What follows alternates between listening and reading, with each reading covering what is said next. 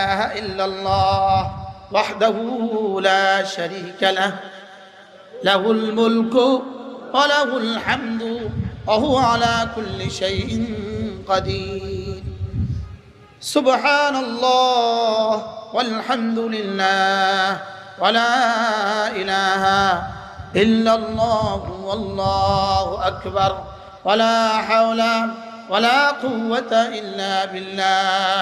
আল্লাহর নবী বলেন, এরপরে যদি বলে রব্বি গফিরলি, আল্লাহ আমাকে মাফ করে দেন, রব বলবেন যাও মাফ।